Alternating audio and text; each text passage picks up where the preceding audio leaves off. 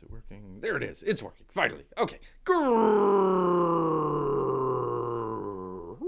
Greetings, humans. Greetings, and welcome back to another fun-filled episode. Bear here, 29-year veteran of the woods. And today, boy, I tell you what, literally, you would try to start this at right at 8 o'clock. Even though we, try to do a little show prep around here. I mean, literally just got done scribbling down stuff here to finally get everything done. So, man, oh man, we have a complete, fully packed, holy cow show for you here today. So, you know what, we'll get into that in just a second. Wait for people to kind of show up and join us, as it were. Let's see. Yeah, there we go. So let's just go ahead and get started here real quick with a kind of, I suppose, a little bit of a follow-up. The good news, the great news, actually, if you're in the market for a new iPhone, congratulations. The iPhone 12 is now $100 cheaper than what it was the other day. So go ahead and probably check that one out. Bear was kind of checking out the brand new iPhone. Horribly named the iPhone 13. Why would you name a 13 for any reason? Usually in the buildings you skip that floor. It goes from 12 to 14 or something like that. I don't know. They should have just skipped over it. Really not. We were talking about the how do we put this? The CSAM stuff that they were trying to do there, and holding off on updating and all that sort of stuff. Well, you don't have to worry about that because unless you just want to give Apple your money for no apparent reason, just go ahead and skip the brand new phone. You really don't need it. There's really not that much that's Bear could say that's new and improved. It's a little bit faster. It's got a screen on there that can change its refresh rate there, so you get a little bit better battery life, and the camera will allow you to take a picture in slightly darker environments. So, or if you want to spend I don't know. The Pro is $1,000, so I forget how much it is if you want to get a terabyte of data on your phone there, or memory, I should say. You can do that. Otherwise, save your money. Go find somebody that's silly enough to go buy the new 13, and maybe get a phone off of them, or if you want to get a brand new one, you can do that as well. Either way, you're saving yourself a whole bunch of money there, and a very kind of disappointing, very kind of dull showing there from Apple. A grift. That's right. We'll get into the grift. Hey, good to see you, Miguel. Good to see you here. Yes, we will talk about the grift. Bear needs to, I guess, start off right away here. Right away. Nothing against any of the Fandom Menace fans out there. A lot of Fandom Menace fans out there. Plenty of great people, good folks out there. Enjoyed, made some friends over the years with, people out there. Nothing against them. Just kind of, we're going to talk about a Fandom Menace. Yes, Fandom Menace. We're going to be talking a little bit about some of the grift going on there in the Fandom Menace. And holy cow, what a beclowning. Bear was actually going to talk about that on a Saturday. We kind of shied away from that just a little bit. And, hey, good to see you here, P-Money. He says he was just hanging out with #KickNasser and Jason. I'm sure Jason Robinson, I'm trying to remember, Jiminy Crickets. Took Bear a second, but he had it there. Okay, well, very good. Well, say hello to Jason for Bear. And kick Nasser. Go ahead and just kick Nasser there. All right. Well, anyways, enough of this Apple talk. We've actually got. We'll get into the Fandom Menace here in just a minute, but you know what? We're a CG channel here, so let's go ahead and just kind of talk about some Comicsgate stuff here. We've got some good stuff coming up here, including. Let Bear find it here in just a second. He'll do the thing with the thing, and oh yeah, okay, there we go. I clicked on the wrong thing, but we're talking about Black and White from another great Bear. He's talking about art RT Bear. That's right, the good old RT Bear. Unfortunately, for some reason, I don't know why, it made Bear cry a little bit last night, seeing Art on Uncle E's show the other night, or last night. He took away his salmon. Took away RT Bear's salmon. Bear, I mean, I just lost it at that point. He couldn't, he just couldn't even, so, P-Money says, I kick Nasser whether you ask me to or not. Well, there you go. It's tradition. I mean, at this point, it's actually not anything against Nasser. I mean, it's pretty much tradition to kick Nasser. If Nasser were to come in here, Beer would have to kick him. Doesn't even know how to kick people, but there, there you go. All right. Anyways, let's get right on into it. 11 by 17 commission. Bear checked on this. It's already gone. So maybe if you're very lucky, maybe you can email Art, and maybe he might do another one, something like that. So let's see. Asking me to kick Nasser is like asking me to breathe. Yes, indeed. Let's see. Bearman, you saw California through WAD. U.S. is now a third world country. I'm sure you're talking about all the white supremacists over there in California who chose a white man over a black man over there, and completely showed the racism there. So there you go. Yes, California. What can you say about California? California really needs to be split up into 3 or 4 different states there. They just got too much going on. Bear would even say split up Florida. We can just kind of saw off right about maybe about Orlando or Ocala area, and just kind of let the other just kind of drift out there into the sea, just out there into the sea. So everybody is Bear tries not to get too much into the downer stuff there, but I tell you what, they pulled off a steal once again. Yes, indeed. So anyways, shifting back here, we're going to talk a little bit about RT Bear. He added this 11 by 17 commission. It's already gone, but he says, I haven't taken commissions for the last couple of years, so here's a chance, which is already gone, to get an original penciled and ink character of your choice done on 11 by 17 Bristol board. And he says he can't wait to doodle it for you. And go back to the, oops, there we go. There she is. This is white from Black and White there. So that's some neat stuff. He goes on, he says, let me see it here. We're now on week 3 of the campaign, and we still have a long way to go to meet our new goal of 1,000 backers. I believe these characters would like to share the Black and White story with even more comic-loving people. Yes, indeed. So please help us get the word out with plenty of shouts-outs. And these concludes, thanks, guys. Pamela and I deeply appreciate you all. I mean, we really know who puts on the pants on that relationship there. Bear kids. Pamela's great. Pamela and I deeply appreciate you all. With your help, I know we'll reach this goal. Yes, indeed. P-Money says that he liked Art's Black and White comic. It's a very nice. It is.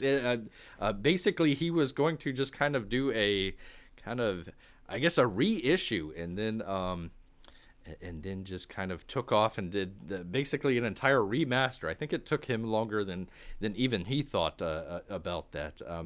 One of the things, Bear never got around to it, but he did get both the 90s version and the recent version here of Black and White, and always kind of wanted to do kind of a compare and contrast to it. So just kind of some of the different stuff. Really wish... gosh, I'm trying to remember her name. It was Tag. Taylor, I'm trying to remember what the G stands for. Anyways, she was a really good, I believe, writer on that. So did a really good job, especially kind of boosting out a little bit of the character White here. So I thought she was actually a very good character there. So anyways. I did like that Black and White had 3 signatures on it. Yeah, Art, probably Pamela, and then I believe Tag as well. So there you go. Taylor, I want to say Grasso or something like that. Bear, that's losing in Bear's memory there, but there you go. Some good stuff. Good stuff from RT Bear. Go check that out. Some good stuff. Unfortunately, the 11 by 17 one is gone here, but plenty of other good stuff to check out from the old art T Bear. That's right. Actually, one of Bear's first box openings was Art's Oodles of Doodles. Oodles of Doodles. Some good stuff. All right, the next one. Let me see if I can get to it here. Bear with Bear. Get off of that. And you click. Is it, which one is it? Is it this one? No, it's this one. There we go. You get something to drink here. There we go. This is from Dan Fraga. It's what is it called? Black Flag. Black Flag. I tell you what, Bear will get it. Bear will get it here eventually. Anyways, he goes on. He says, "Happy Saturday. Hey. This is a double pager. Presented a lot of challenges. Even though it was one of the hardest things I've ever had to draw, and I feel like the results are worth it, and I hope you dig it too." And he's got it here. Bear will bring it up here. And there we go. There we go. Let me just kind of, oops, not that one. Oh, come on, Bear, come on. Anyways, there we go. There it is. Some neat stuff there from Dan Fraga. Let's see, does he say anything else here? Oh, he's got a time lapse of this on his YouTube channel. So there you go. Actually, Bear was kind of recommending that to Matt Cosson the other day. So yeah, if you're out there and you're doing some artwork and you might be filming it or something like that for maybe a live show or just your channel or something like that, hey, go ahead and do a time lapse of it. People kind of enjoy that, especially if you can do one of those shorts as well, as about a minute or so. I think that would be a good video for people to do there. So, anyways, he goes on. Please be sure to subscribe to the Fragaboom YouTube channel for exclusive updates and sneak peeks. Oh, P-Money says, I guess it will be next show we hopefully get a professional one. There you go. Well, we're slowly... slowly working our way there. Slowly working our way there. Not quite there yet. Not quite there yet. But, one thing that Bear wanted, let me pull up the other one, because he did do another email. It was just kind of short. There we go. Just something for the future, for some of these artists to kind of take notice of here. Let me bring it back to the other one here. One of the things, Bear is actually working right now on a video about Cyberfrog, the delay and all that sort of stuff. Bear is taking a lot of the artwork that Uncle E had either emailed out or had on the campaign there, and just trying to show some of that as Bear's talking and blabbing on, blah, blah, blah, blah, blah, blah. Okay, but the problem is a lot of times when they send some of this stuff out, especially when he's talking about it being like super detailed like this. I mean, there's a lot of detail going on in basically a 2-pager right here. What happens is you take this and you scan it in and basically reduce down the quality. Let me see if I can find. The dimensions here. Bear with Bear for just a second.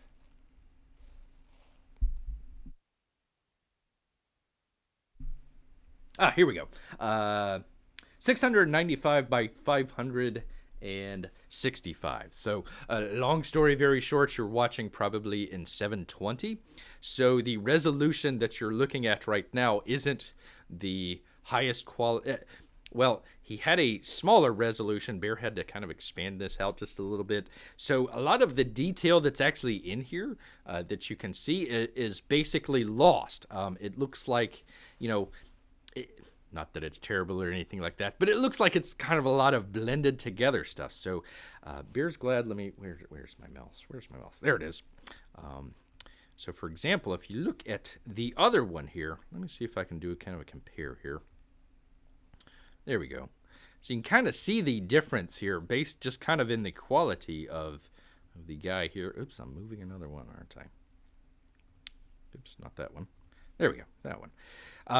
So what you can kind of see here is a lot more detail where he was able to kind of get a little bit closer with it and everything. So you can kind of tell the difference, between the two there. I had nachos earlier, so it's coming back to haunt Bear. Anyway, so some of the difference in between there. So long story short, artists, if you're out there and you're sending out some really great artwork that just happens to be very detailed, maybe either do something like this that he did where you just kind of clip some of that stuff out and are able to kind of send that out a little bit better. Or maybe consider doing something like maybe a zip or something that might have a larger file size. It doesn't need to be a TIFF or anything like that, but something with a little bit larger of a file size so you can actually see a lot of the detail in there. Again, it's kind of one of the things that Bear's kind of running up against with doing some of the video work with the Cyberfrog and Uncle E. He had a number of these black and white Cyberfrog stuff. If you looked at it in the color, it looked great, but if you just looked at it in the pencils and then tried to blue it up on the screen there, it got I guess the best way to describe it is a little bit blurry, or it kind of ran together where the resolution just wasn't that good. So anyways, that would be one thing that Bear would recommend if you're sending out kind of some detailed stuff like that. Maybe consider breaking it up like he did here, or just kind of sending a larger file that people can kind of check out and everything. So there we go. All right, third, he had the email and everything, but it's just basically check out the book. Titan Mouse of Might, still trying to figure out what the heck Gary's release strategy is going on here. Not really sure what exactly he's trying to do with some of this stuff, but anyways, the very first, I suppose what you could call chapter of the Titan book, we did what was it called? The artist edition the other day. So we did kind of a review and look at and of course in the past too, the Titan Mouse of Might book. He's re-releasing it as a colored version. Number one, it really didn't need to be colored. It's fine if Gary wants to do it, but it's fine in black and white. There's really no problem with it.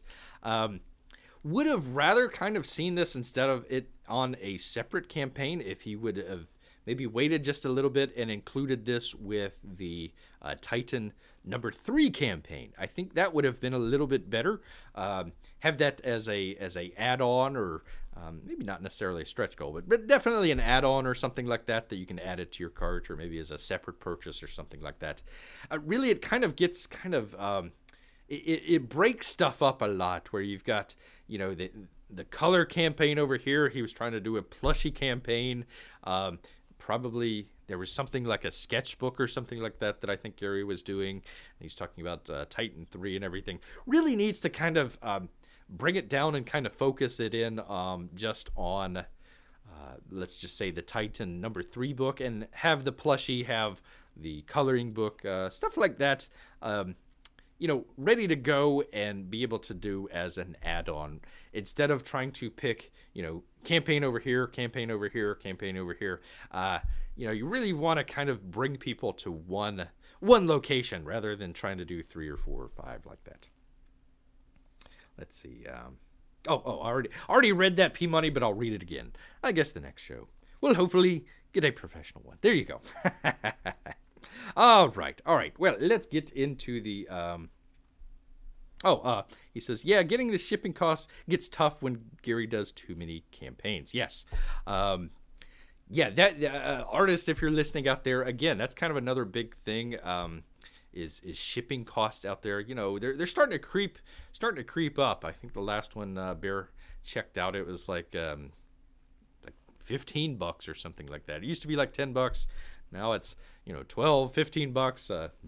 Bear's waiting on the time when the shipping is going to be more than the comic book is. It's going to be interesting there. But very good point. Very good point there, P Money. Very good point. So, all right, let me get to our main topic of discussion here.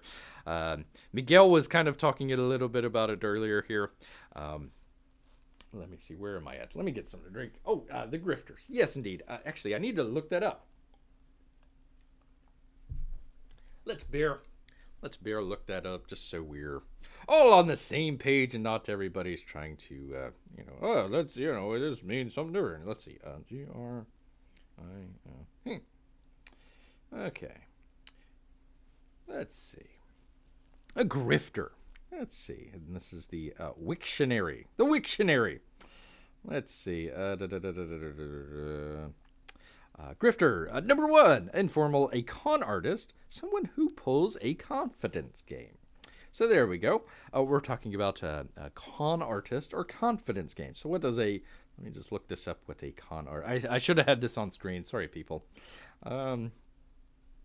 Let's see. Noun, a con artist. A person who defrauds or swindles other after first gathering their trust.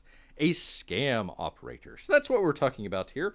Someone who gathers trust and, swindles people, especially out of money and everything. So, uh-oh. Oh, my goodness. Am I going out? Of course, as soon as I start talking about grifters, Beard's internet goes out. Okay, there we go.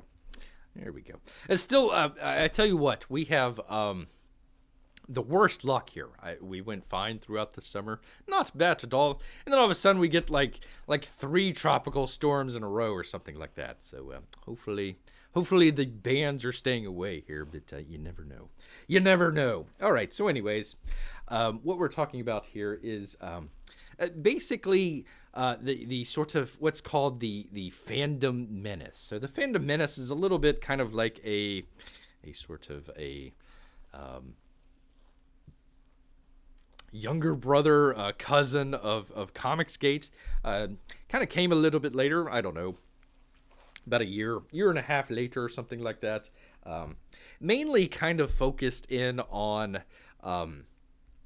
At first, it was the Star Wars movies, kind of Marvel in general, but not really specifically until maybe the sorts of Captain Marvel situation and stuff like that.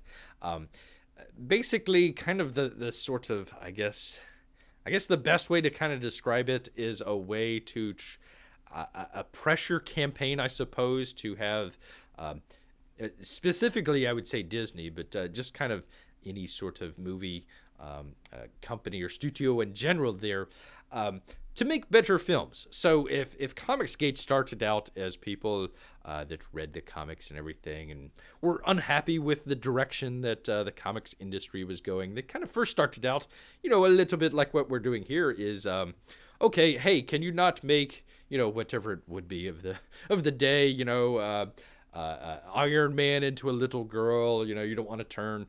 Gosh, who was it? Robin Gay or something? I forget. All this crazy stuff. Turn the male characters into female characters, all that sort of stuff. So they said, enough of this. We want you to do something different. They weren't listened to. So Richard C. Meyer, your boy Zach out there, decided, hey, you know what? Let's go ahead. Let's do our own comics instead of just complaining about it all the time. So you know what? He started up his comic. They wanted to kind of shut it down and everything, but hey. Your boy Zach succeeded, doing great work now, and basically what Bear would call Comicsgate 2.0 kind of took off, and Comicsgate kind of became a, instead of complaining about it, let's do something about it. So they started making books and all this stuff, and now you got a lot of the professionals in the comics industry kind of looking at Comicsgate and looking at the independent creators out there and saying, hey, I want a piece of that. Well, the fandom menace kind of started out a little bit the same way. Started out, complaining about Star Wars and the Solo movie and all that sort of stuff. Really hasn't kind of moved on from that. So, P-Money says, well, if you ask Twitter, every single Comicsgate creator is a grifter somehow. Well, the difference, Bear would say, would be... the Comicsgate guys are actually producing something. I mean, you say what you will about, buy my book, that sort of deal. They actually have a book to sell. They're actually doing something. You can, order something there off a line. It might take, a couple weeks, like the latest Battle Maiden one. It might take a couple months, like your normal books. It might take 1.5 to 2 years, sometimes longer, Red Rooster, to get there. But, at the very least, I mean, they are kind of making something. They're producing something. Other than content and videos, Bear can't really kind of put his claws on, if it were, what exactly the Phantom Menace actually does, other than just basically complain about stuff. So it started a couple, what was it, 2-3 months back or something like that. It was the Zack Snyder. He was re-releasing Reconnection successful. Okay, thank goodness. All right, sorry about that, people. I apologize about that. Again, we've got rain showers outside, so it might come and go. If it happens to cut out on us, Bear apologizes. All right. Anyway, so where was Bear? Where was he?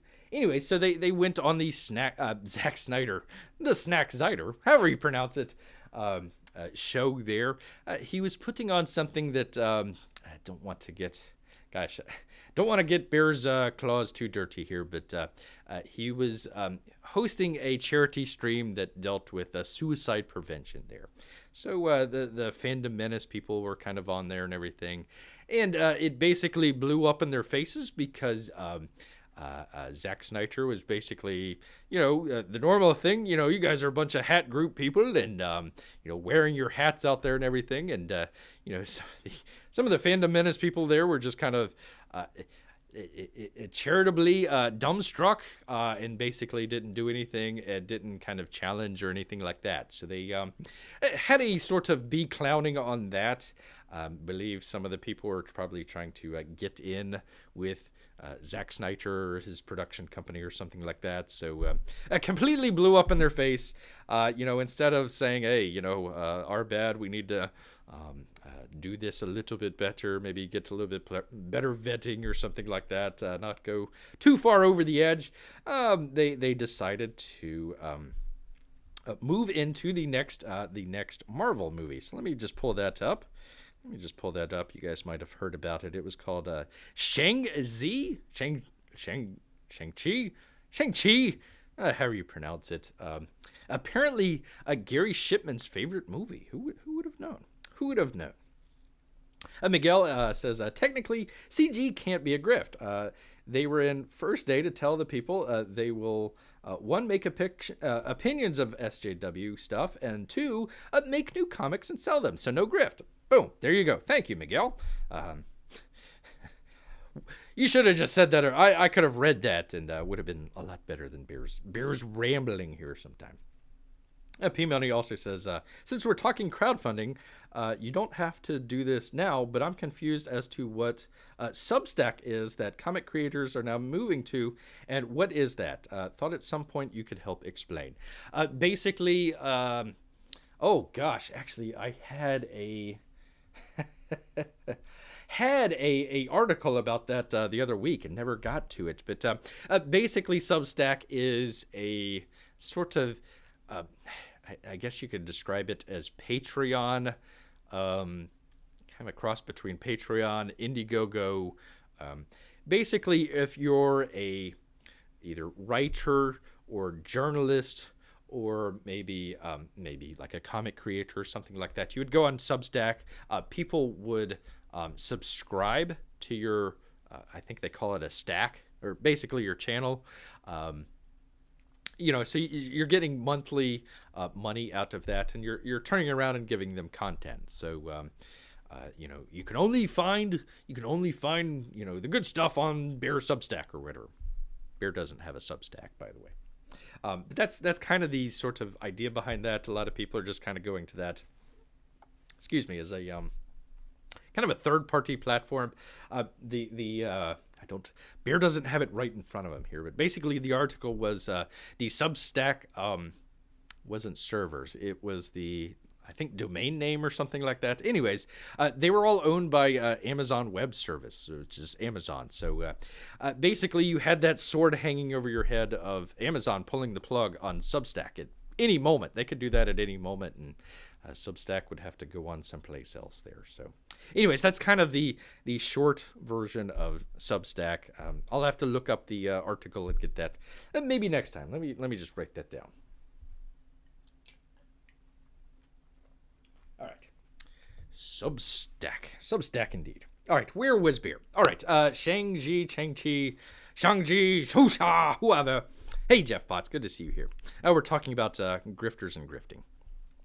So the good folks over there at the Fandom Menace decided to train train all their talents and possibly anger as well towards the latest Marvel movie here, Shang-Chi, Shang-Chi, whatever, the Ten Rings movie, Gary Shipman's favorite movie. And basically, we're trying to say that that it was going to flop. Let me find it here. It was going to be Marvel's first flop, and they were just kind of there we go, kind of getting on into it and everything here. So basically, what happened? This gentleman here, what's his name? Simeon Liu, the main actor here. He had a very kind of benign statement in an interview, basically talking about his kind of childhood growing up in China and everything. It basically says, hey, China wasn't that great of a country to grow up in. I'm here in America, and it's a whole lot better. I have more freedoms. That's what's paraphrasing. That's basically what he said.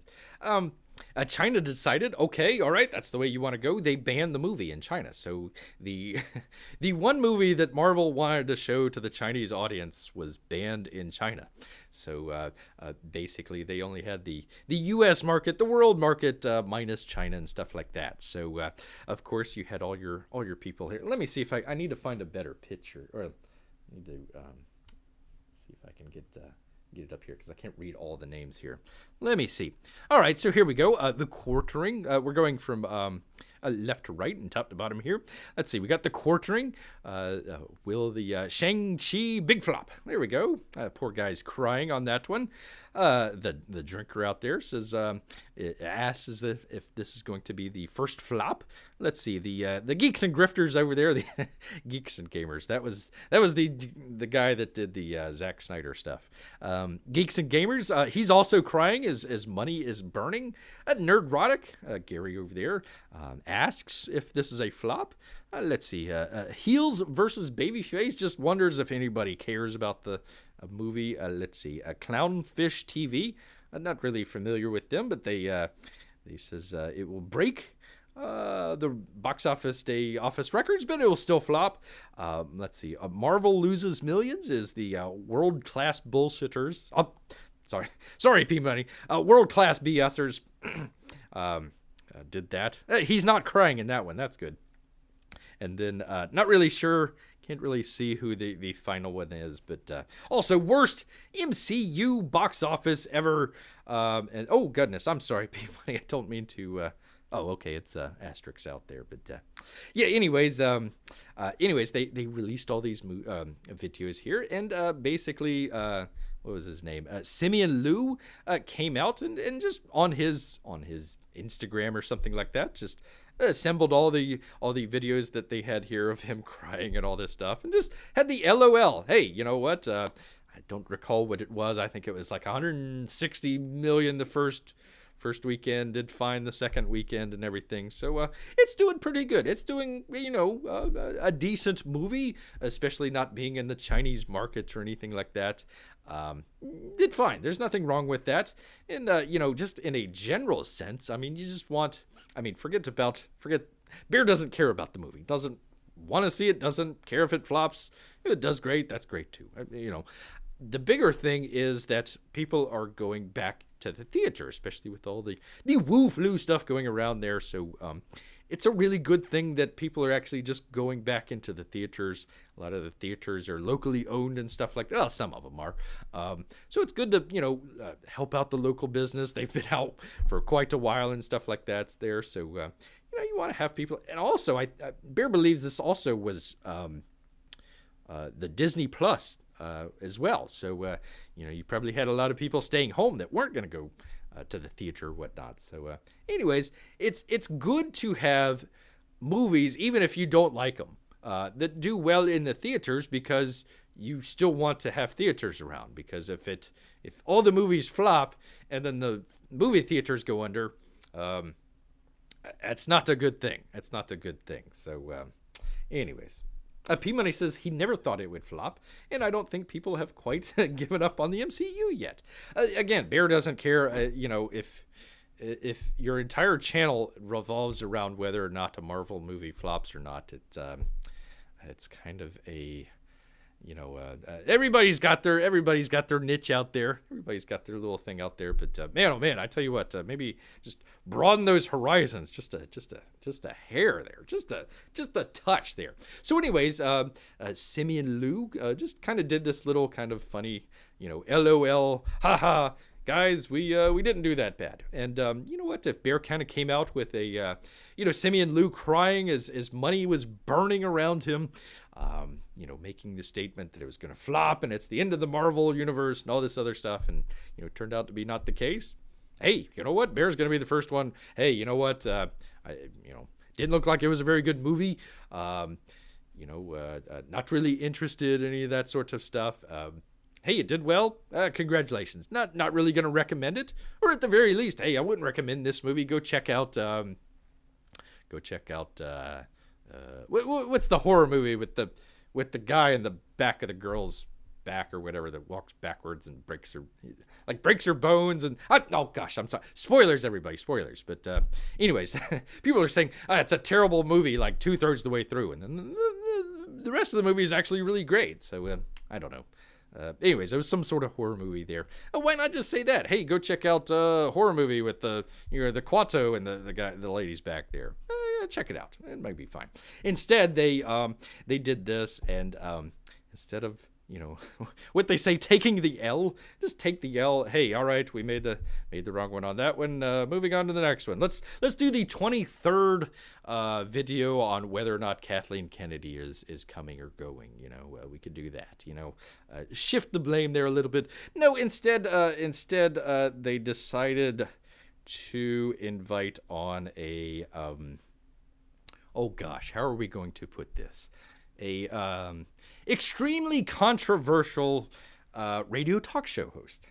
A radio talk show host. Now, if you've watched, there it is. Won't go there, but there you go. This is just kind of a screen grab here. So anyways, they kind of do this sort of show of all the different channels that we were just talking about there. So kind of do this show called Friday Night Tights. Again, just kind of general pop culture. Is Kathleen Kennedy staying or leaving for the 57th time or whatever? Who cares? That sort of deal. And usually, 9 times out of 10, if anybody's going on there to talk about anything that's sort of political, they kind of shy away from that. No, we're not a political channel at all. We're just here to just talk about pop culture stuff, blah blah blah, SJWs, raw, that sort of deal. Well, anyways, they decided to bring on this a controversial radio talk show host. So we'll just gotta kind of go down the list here. You see Gary from Nerdrotic up there at the corner, the Geeks and Grifters guy, Geeks and Gamers. I don't know if that's his real name or what, over at Heels and Babyface. Quarter Black Garrett. He's kind of, what would you call him? Kind of a, he's on the Crowder show there. Anyways, you got your controversial radio talk show host. The Quartering.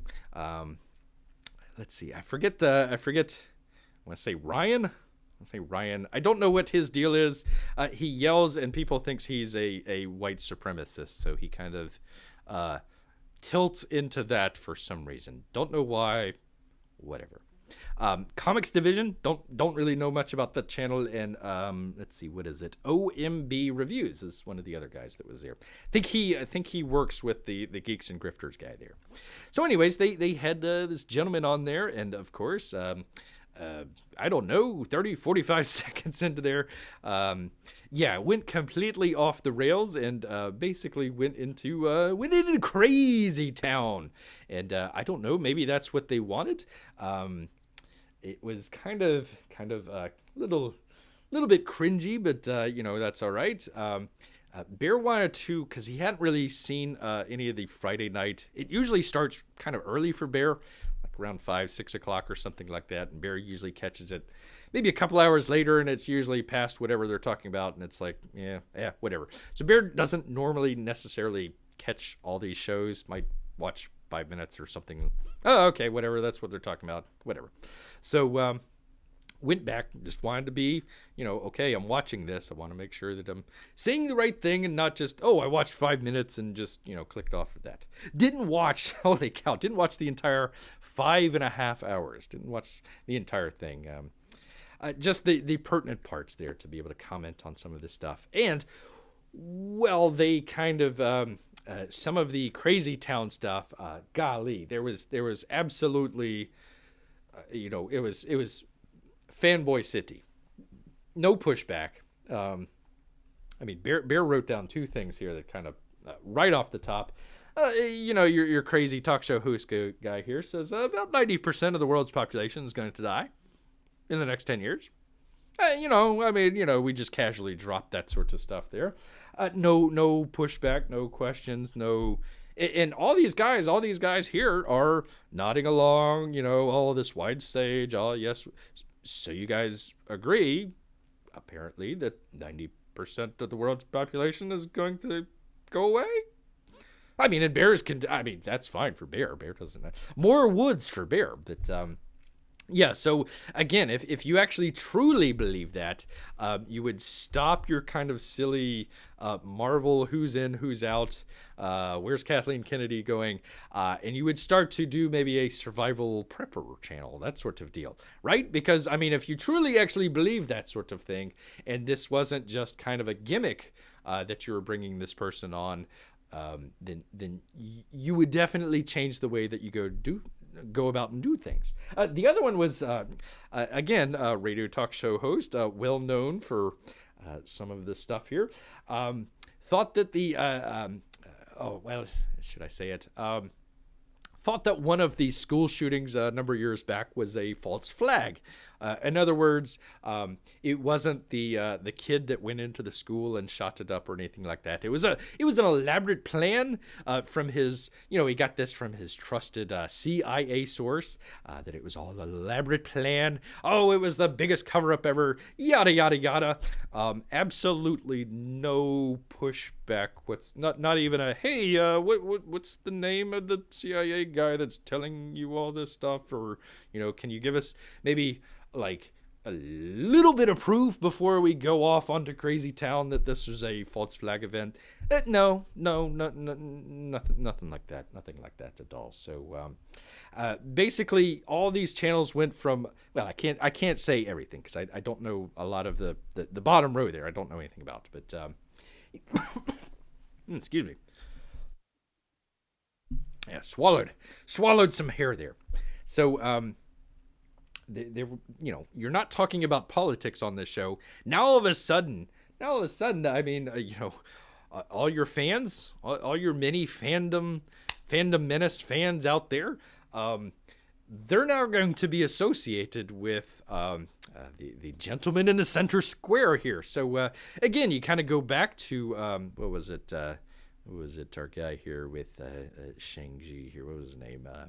Simeon Liu. So Simeon Liu now also, in addition to saying, haha, look at the haters, now the haters are also like crackpot right-wing extremists now. And a lot of people in the fandom menace are not even close to that.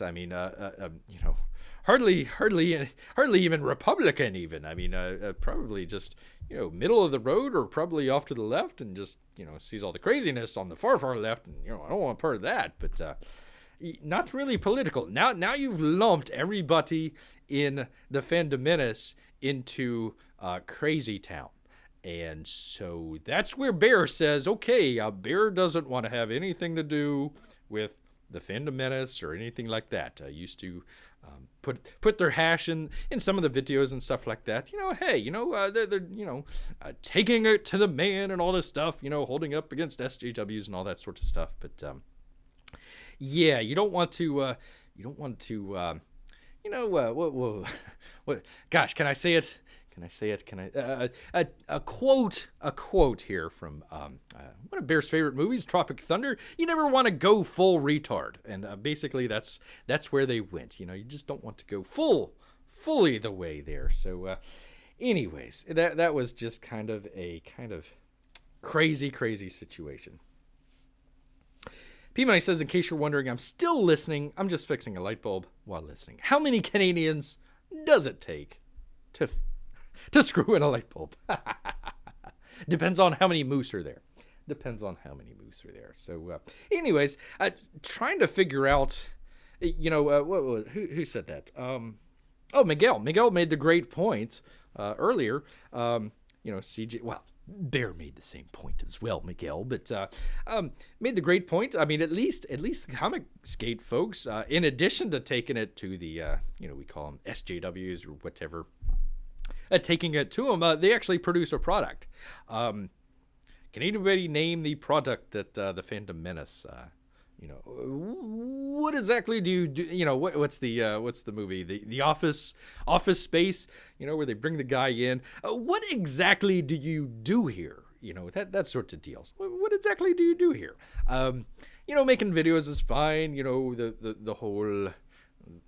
Kathleen Kennedy. It honestly, if you're really not into the sort of corporate politics and that sort of deal, again, unless you just really, really, really, really, really, really care about Star Wars, it really, who's at the top? I mean, it doesn't matter. And Bear says, what do you do here? What do you. Comicsgate makes stuff. There's plenty of great people in the Phantom Menace that do great video, great graphics and that sort of stuff.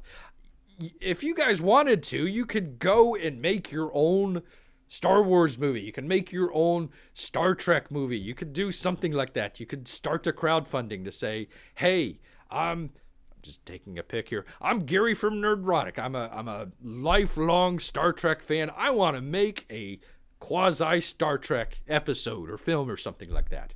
You don't think he could get money to do that? You don't think there's plenty of people there in the Phantom Menace that would, either help out or, if they've got experience in some way or another, be able to do some of that audio editing, video editing, that sort of deal. You don't think that they could do something like that? Instead we get Shang-Chi, big flop, question mark flop, poor guy, poor guy crying while flames are coming around him. I don't know if that's the best use or talent of some of these people there. So anyways, that's kind of Bear's rant on the craziness in the Phantom Menace. I mean, just hold my beer situation. I mean, instead of just, hey, this isn't a good look, let's kind of take a step back and kind of figure out how to do it better and then go forward. Let's see. He gets a smart bulb and it's causing me headaches. Yeah, there you go. There are some very well done fan-made Star Wars videos. There you go, right there. Just go ahead and do it. I mean, if Star Wars is dead, if you keep saying Star Wars is dead, or hell, who cares? Marvel, you don't like the Marvel stuff. Well, pick some, character that nobody's ever heard of and do a quick thing on that. Hey, there we go, fan-made. I think here's the funny thing, kind of like Comicsgate.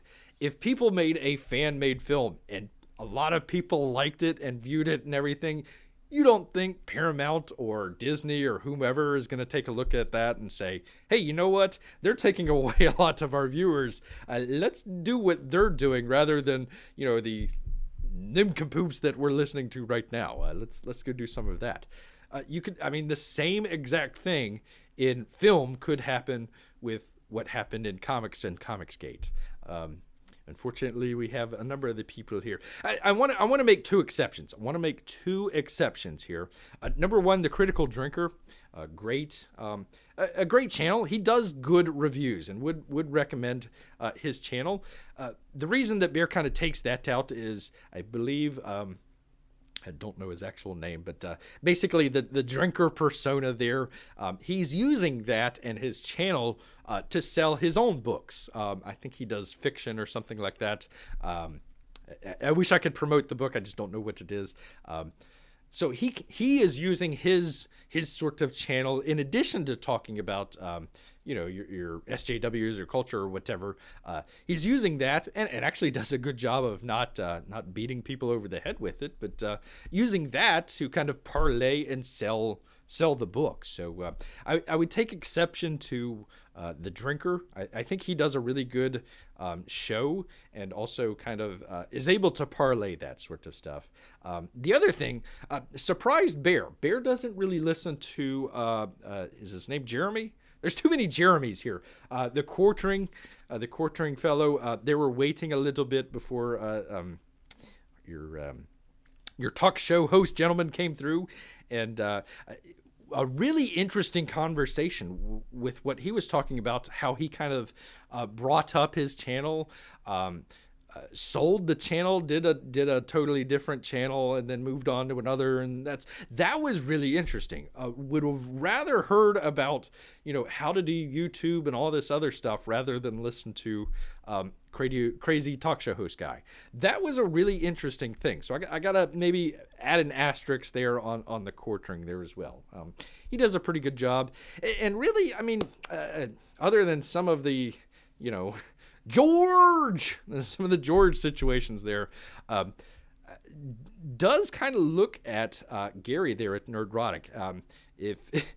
If Bear were ever to do a professional show, he would definitely be taking pointers from Gary. I think the Nerdrotic show is a very well made and professionally done show. I think he does a really good job with that. It just happens to be some of these topics here that kind of falls down on it. So there you go. All right. Anyways, just wanted to kind of talk a little bit about that. Bear is not that good. Bear is not that good with Photoshop or thumbnails or anything like that, but almost wanted to put the heads on here, but stopped short of that. Didn't want to go too crazy with it.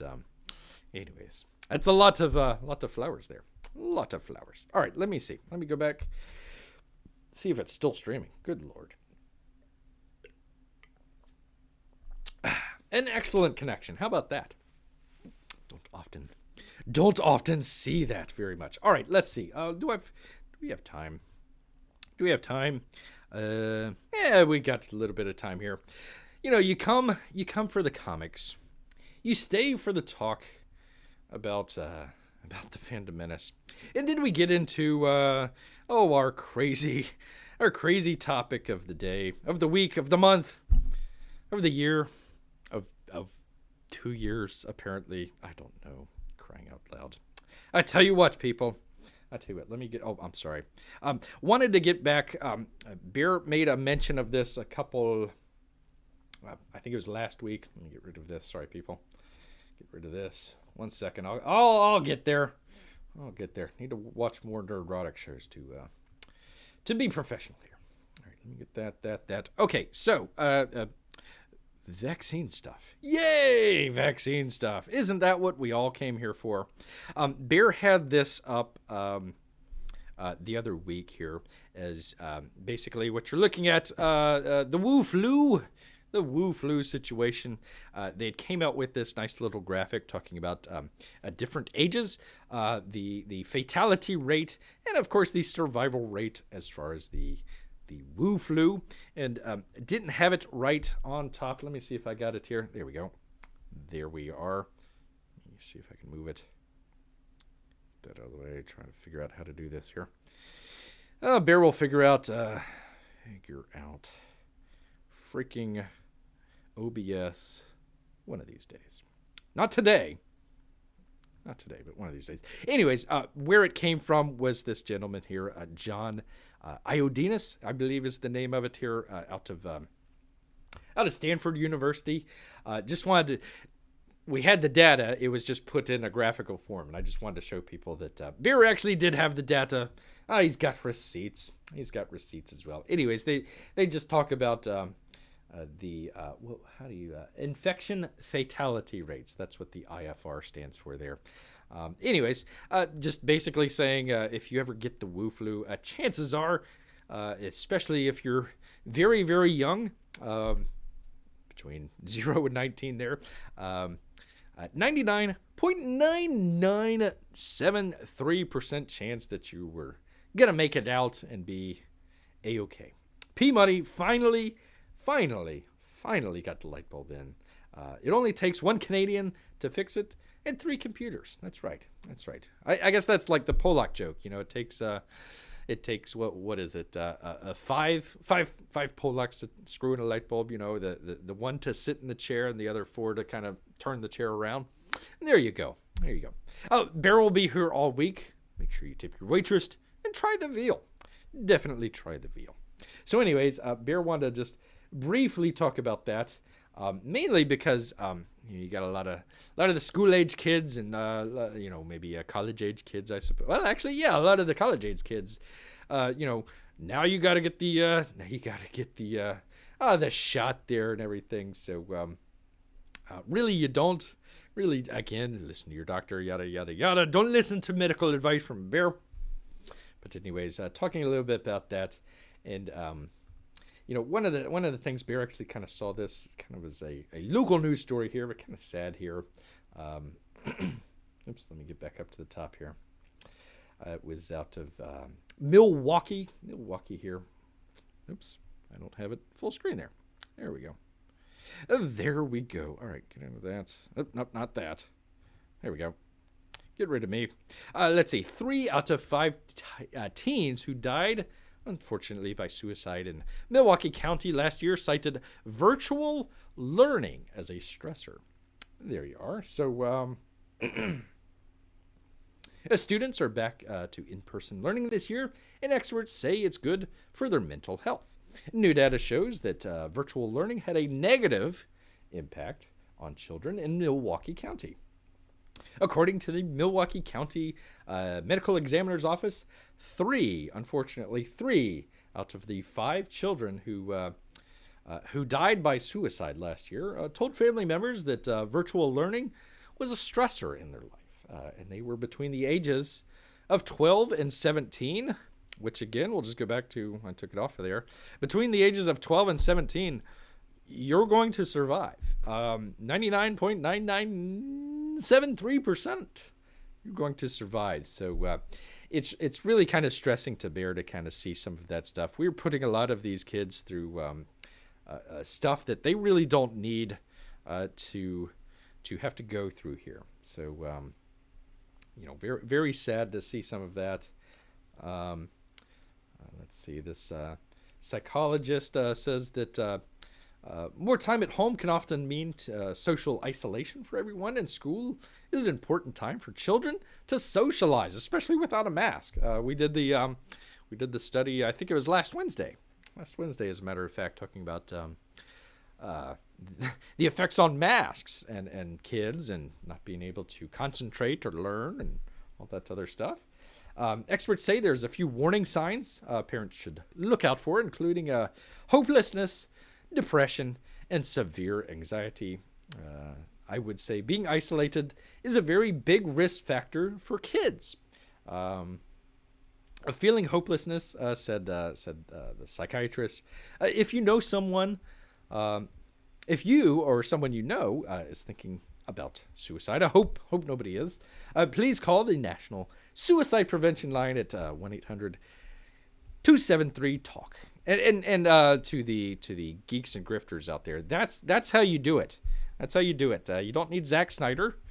You don't need Zack Snyder to talk, to come up with a basically a charity that was funding, what was it, his sister or something like that ran the charity. So, usually those charities, about 80% goes to quote unquote overhead. So, yeah, you don't need to, you can just go on your channel and say, hey, you know what, there's a lot of stress out there, a lot of people going on.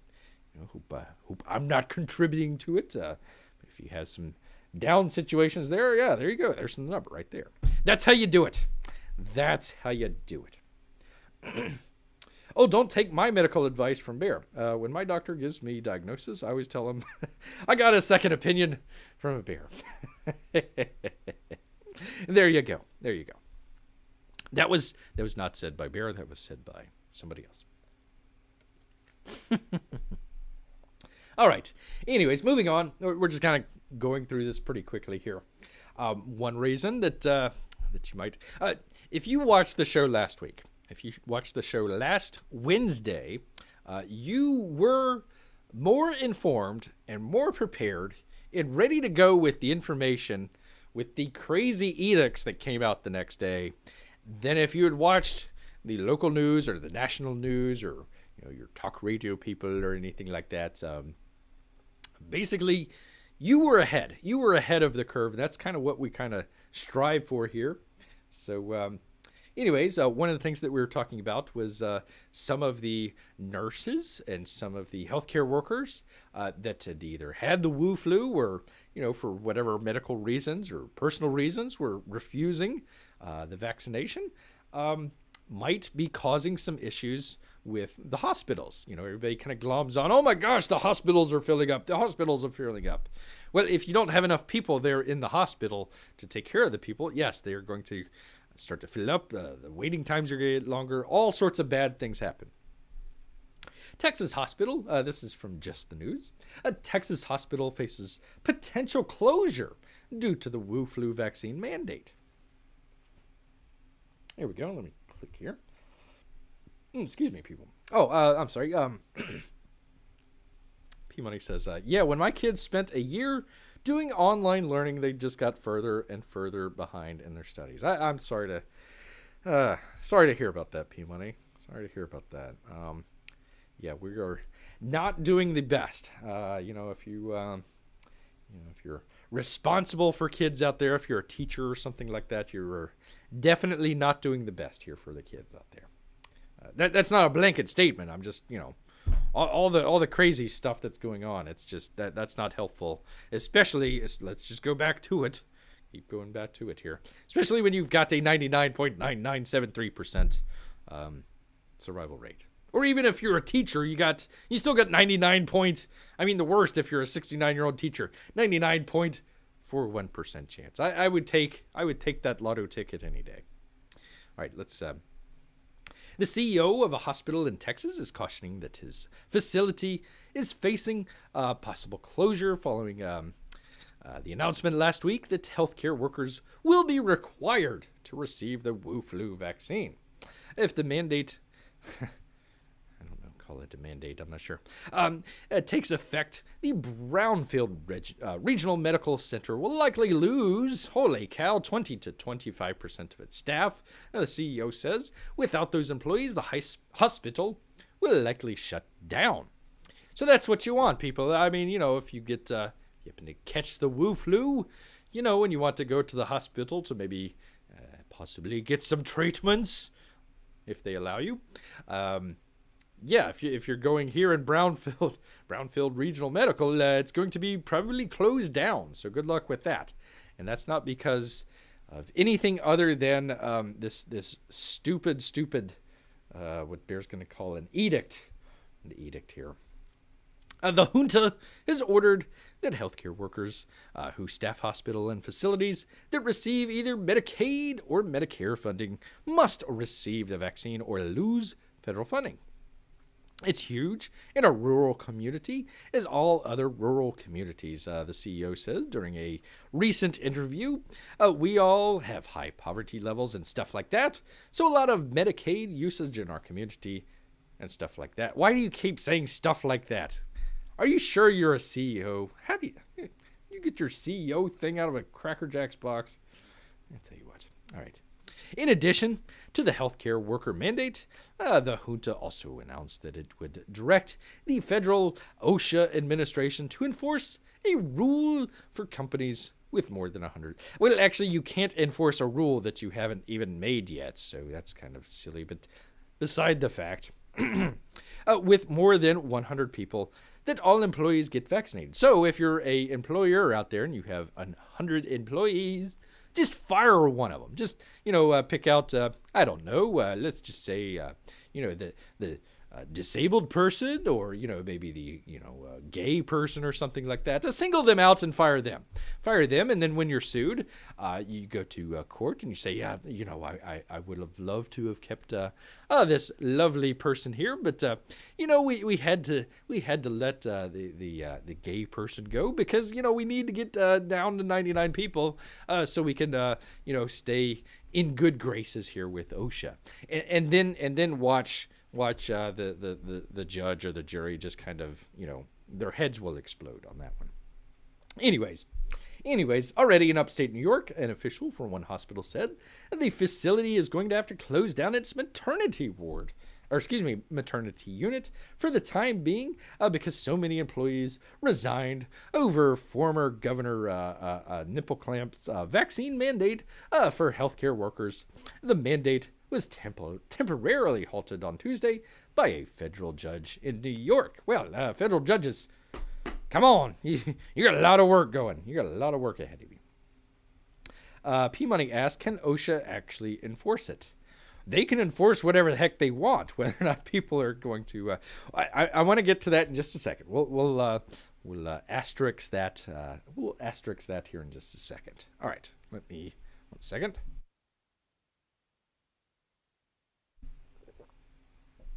All right. So we were talking a couple weeks back about about our booster shot that people are talking about. That's going to be coming up probably in a couple days. So if you're watching this show, you're going to be just a tad bit ahead of whatever talking heads are out there. So this comes from the FDA. They are trying to get what's called the can I pronounce it right here? Comirnaty. This is the approved quote-unquote vaccine that Pfizer is putting out. So let's just say you are not a vaccinated person. Your employer is mandating you or going to fire you. They're going to mandate you to go get the vaccine, and we'll get into how you might be able to get around that in just a minute. But let's just say you're there. You go into the doctor's office, the healthcare facility place, and you go get your shot. Well, the first thing that you want to do is you want to see the box or the label that it came out of. If they don't show that to you, then probably get that on camera, get that on audio or video or something like that. If they refuse to show you, walk completely out of there to your nearest lawyer's office and sue the ever-loving crap out of your employer. All right, so if they do show you the label and it doesn't say Comirnaty, however you pronounce it, once again, walk out of the healthcare facility, find your nearest lawyer, and sue the ever-loving crap out of your employer, because Comirnaty, this one right here, and you can also see the scientific name right above it, or I'm not sure if it's a scientific name or this is the actual label, and I think this is the product name, if you were. So if you don't see either of those, get the heck out of there, because this is the only one that has been approved by the FDA. Sorry, P-Money, don't know anything about the Canadian legal system, but we'll just kind of take that as somewhat similar. So if they do have that, do whatever you got to do there. But if it doesn't have this Comirnaty label on there, it is the previously emergency authorized use vaccine, which is, and I'm not sure how they're technically wording this, but if they were to follow the normal rules and we were in a normal world situation, would have canceled the effect of the emergency use authorization of that stuff. Even if you're getting the Pfizer vaccine, if it doesn't say that Comirnaty on there, it's not approved. It's not approved, and you are injecting something into your body that is not been approved. So you can say no to that. Our good old friend, where's the U.S. code? I forget which U.S. code it was. We'll have to go back to it. But anyways, it's already in federal law there. Nuremberg laws there as well. So yeah, you don't have to do that. All right, let's get into it here real quick because we want to talk about it. They're talking about they're trying to come up with their meeting here. When is that? The 17th of September. So they're trying to figure out if this Comirnaty can be used as a booster. All right, why do we need a booster for a quote-unquote vaccine? All right. Well, we've already talked about that in one of the previous episodes here. He's not going to go through all this. Believe me, there's way too much in here. But just basically, let me see if I can get this back up here. There we go. There we are. Let's see if I can get to it. There's a whole bunch of mumbo gumbo. Bear isn't going to go through the entire thing. Believe me, it would be completely boring. Anyways, they say back on the 23rd of August, for prevention of the Wu flu disease in individuals greater than 16 years of age. So again, that goes with the students and all that sort of stuff. This Comirnaty is currently administered as a series of doses 3 weeks apart. The vaccine, quote unquote, has been available for prevention of the disease in individuals greater than 16 years of age since December 2020 under emergency use authorizations. That went out. That's the one that went out on the 27th of August 2021. So that's the one that went out there. Let's see. So they're seeking to approve a booster third dose of that in individuals 6 months after the second dose. So why are we going to need that? Let's see.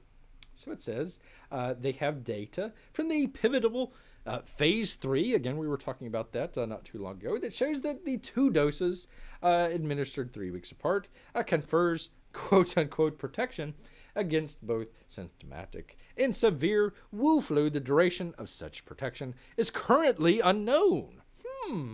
However, an analysis of efficacy up to 6 months, remember, they didn't go past 6 months because we were dealing with the Delta and all the other stuff, of 6 months after dose 2 showed that the initial vaccine efficacy, they talk about the percentages here, just slightly wanes over time from 96% to 90%. And that's from 2 months to 4 months after the second dose, and then down to 83.7% for greater than 2 months after the second dose. So, once again, it kind of depends on your definition of vaccine. But if it's decreasing in efficacy over time, that might be kind of a big issue. And that's what a lot of people were getting in trouble with Twitter and Facebook and all that stuff. Just wait 2 weeks, and turns out to be true. Go figure. Recent data from Israel and the United States in the context of the Delta variant. Circulation suggests that the vaccine, quote-unquote, protection against the Wu flu infection wanes approximately 6 to 8 months following the second dose. And they do a second study, also did the same thing there, that the efficacy rate against the Delta variant was 90% early on, and then it waned over time. Let's see. I'm just trying to figure out the dates and all that sort of stuff. Bear with beer here.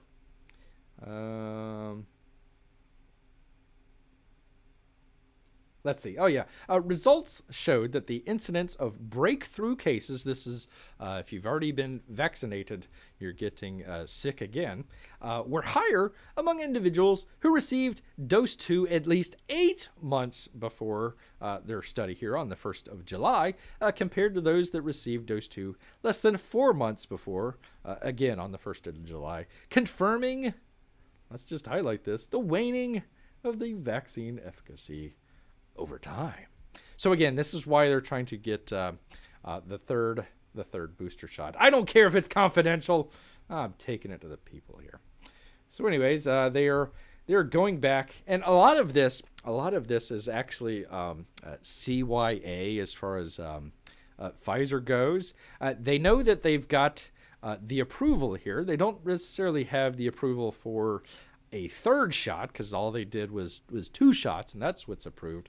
So now they're giving a third shot, and if it's approved, and let's just suppose that there's some sort of response after that is very negative. Well, they can be sued. The emergency use has been waived, so now they are liable for any. If you watch the TV commercials with the with the medicines on there. Half of the time it's the people and they're happy, or maybe they're sad and they need the drug or whatever. And then the other half of the movie or the commercial there is, the side effects include depression, thoughts of suicide, blah blah blah blah blah blah blah blah blah blah blah blah. That's the other half of the commercial there. Well, they need to do that to make sure that they have that out there, for all the lawyers out there. So this is what they're trying to do here, is saying, first off, you're going to require everybody to get a third booster shot. Well, we haven't even tested that just yet. And the stuff that we have tested shows that it's waning. So we don't know whether or not, the third booster, does that count for 6 months? Does it, increase over time? So now it's only 3 months, and you get booster shot number 4, and now it's only 2 months or whatever it is. So, anyways, if you do all this and they do approve all that stuff, you're going to get a booster shot twice a year for the rest of your life.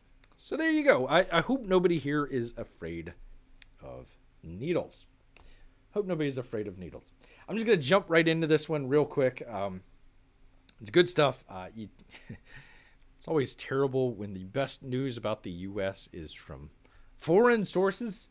I don't know how good the Daily Mail is as far as a news source here. I'm not really a British person. I couldn't tell you anything about that. Anyways, 26 out of the 27 Lancet scientists who trashed the theory that the Wu flu leaked from a Chinese lab have links to the Wuhan researchers. Golly, didn't see that one coming. Basically, when it first started, I guess in March of 2020, people started asking questions about that. And hey, we saw this virus lab. There it is, the Wuhan Institute of Virology. Hey, they're playing around with some bats and all the other stuff. Could it have leaked from there possibly? Well, these people, came out. Oh, we're respected scientists. There's no way that could have happened out of the Wuhan Institute of Virology. Well, we came to find out in the subsequent report. No, it didn't. It didn't escape from the Wuhan Institute of Virology. It escaped from the Wuhan, I forget the name of it, Animal Infectious Control something or another institute. Basically, it was the same thing just across the street. So, technically it didn't escape from there, pinky cross there. So, anyways, these are some of the people there. Oh, our good friend Peter Daszak. There he is, that bald-headed fool. The Bat Lady. There's the Bat Lady. There she is. There you are. Jeremy Farr, if you're over there in England, make sure you say thank you to him. Let's see, what's going on. Professor Linda Safe at the Ohio State University. Yeah, there you go. Yeah, there you go. I wish you would have not written in that in the Lancet and told everybody that they were the crackpots, instead of towing the Chinese line there. That would have been nice. That would have been nice, Professor Linda Safe. That would have been nice. So this is helpful to have names here to be able to maybe bring these people back and kind of ask them some questions, possibly in the future. All right, P Money was asking. Let's just round this out here. P Money was asking, what was it? Can OSHA actually enforce it? Well, sure, they can enforce whatever they want if they want to. This would be at Fight the Mandates at GoDaddySites.com. You want to check that out. It's a list of law firms that can help you if you have an issue there. We'll just go down it real quick. We talked about earlier the Liberty Council. I'll go ahead and check that out. Liberty Institute, the Pacific Justice Institute, the Advocates for Faith and Freedom. I really don't mind them going after the mandate based on religious stuff. They have some issues with that as far as fetal cells being used in the process of the vaccine. it seems to me it's like, okay, I want to get a exemption for myself based on religious exemptions, but are totally fine with everybody else being forced to, get it and everything. I don't like that. I wish that it would be a little bit more less selfish, if Bear could say that. There we go. Alliance Defending Freedom, the National Legal Foundation, the Thomas More Law Center, the Thomas More Society, again, the Christian Legal Society, American Center for Law and Justice, the Center for Law and Religious Freedom, the Christian Attorneys of America, the Christian Law Association, the National Association of Christian Lawmakers, and the Pacific, I think we already did this, the Pacific Legal Foundation. Oh, and these guys are pretty good. The American Frontline Doctors, Legal Eagle Dream Team. There you go. You're not going to be able to find them on Twitter, I don't think. So there you go, American Frontline Doctors. So anyways, if you've got, let's see, this guy says, like I've mentioned before, most people just do what they told by their employer, the government, or the narrative. Sorry, it's kind of small. Beer's trying to read it. Do not know the law so that they believe the vaccine and mask mandates can be enforced. There you go. However, this is not true. There is when you have to push back and contact an attorney to get advice. So once again, the people that you really don't want to go to are going to be there to save us all, the attorneys. So there you are. Anyway, so it's got, and this is another nice thing, a list of lawyers by the state. Oops, there we go. Arkansas only has one, so sorry about that. No, excuse me, Alaska. Alaska only has one. Alabama, Arizona, you can kind of scroll down. California, look at there. Yeah, not bad, not bad. D.C., you got a bunch of people in D.C. there. Florida, let's see. Let me read some here. Franklin John Cadwell, not familiar. Holtzman Eccles. There you go. Gilliam. Oh God, I hope that's not. Our former. It's not our former mayor. Let's see. Leper and Leaper, or Leaper and Leaper. There you go. Kind of surprised that there's no Morgan and Morgan on here. Oh, John Morgan, this is one right for you. I'm John Morgan. I'm going to help you out with your legal mandate. All right. Anyway, so once again, Beer tries not to do the, hey, everything's depressing and the world's terrible. No, here's a way to, something happens. Here's a way to help fight back. And once again, never want to make your first attempt as going to a lawyer or anything like that. But this is where we are at. This is where we're at. So yeah, to answer your question here, and I'll get back to the other chats here. OSHA can try and enforce. They're trying to write the rule right now. So they came out and basically made a speech, and the legal departments and the HR departments are kind of freaking out at a lot of these large companies. And basically, how do we describe this? What would be the definition of a large government forcing companies to do the things that the government is trying to do? Some might call that fascism there. Some might call that. Anyways, OSHA can do whatever the heck they want to do. It's not going to be legal in a technical sense, in a constitutional sense. So sure, they can do that. One of the things about the legal issue there is a lot of times you have to show, there I am. A lot of times you have to show that you've been harmed. In other words, you can't just go to court and say, hey, I think I'm going to have damages in the future, so I want to sue this person right now. You got to actually have a damage. You actually have to have, let's just say, lost wages to be able to sue for or against. I don't know, whatever. So that's where you go. So again, you go to work. The employer, for whatever foolish reason, decides you're going to be forced to go get this experimental quote-unquote vaccine, or you're fired, and you say not only no but hell no, or you actually go down to the place and get check it out, and they don't have that Comirnaty, however you pronounce it, and they have the other version. They have the Johnson & Johnson version. They have the the whatever other versions are out there. That's illegal. That's illegal. You can refuse that right there. Go to your lawyer and sue the ever-loving crap out of your employer. Unfortunately, it puts the employer in a kind of tight spot. Are you going to be sued out of oblivion by your employees, or are you going to stack up a whole bunch of fines at whoever does it, OSHA, whatever? It puts them in a pickle. They're basically trying to do what the government is trying to force people to do. They're basically just contracting it out.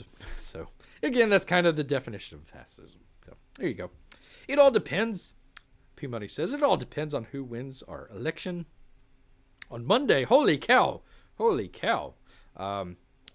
Yeah, you guys have a black man too running for office, don't you? Yeah, that's there you go.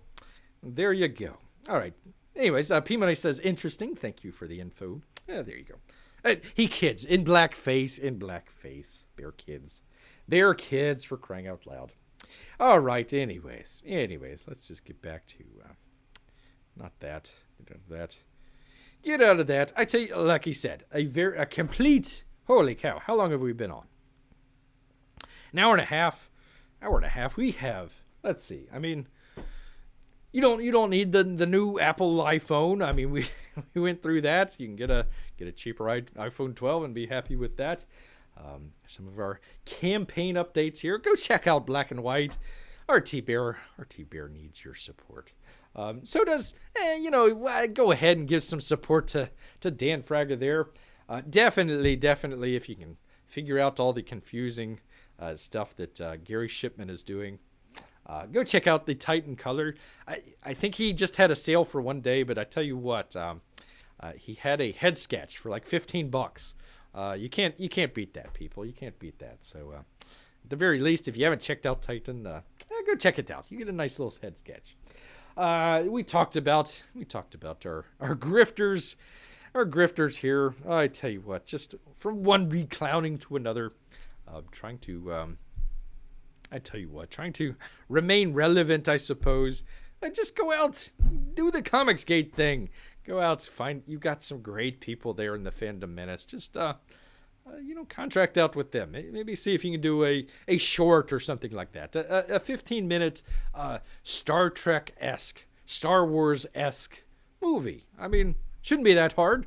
Star Wars is dead. You can, take some liberties on there and, do your own thing. Make sure it looks pretty good there. So, anyways, you're grifters out there, I tell you what. And then trying to bring in a crazy talk show host and denouncing everybody. I tell you what. I don't know what they're thinking, but there you go. Pretty much. And then of course, what you come here for. Hey, Apple Talk, comics. No, you come here for the Vax update. That's what you come up here for. So, anyways, you probably know more from a bear talking about the vaccine stuff than 99.9997% of all the other people talking out there. So there you go. All right, sure thing, P-Money. And you take care as well. Oh, and Jeff Potts and also, Miguel. It's always good to have Miguel and all the new people that come in or just kind of, wandering in, checking out, hey, what's this bear? What's he's talking about? All this sort of stuff. Hey, we appreciate you guys as well, checking out a new show and giving Bear hopefully some watch time and hopefully some likes too. That'd be nice. All right. Well, once again, we do this Wednesdays, Saturdays, and, dodging the rain showers, however it is. So, hopefully we can make it through. Anyways, thank you everybody for showing up. Hope you enjoyed the show. And once again, we'll see you next time. All right, everybody, take care. Grrrr.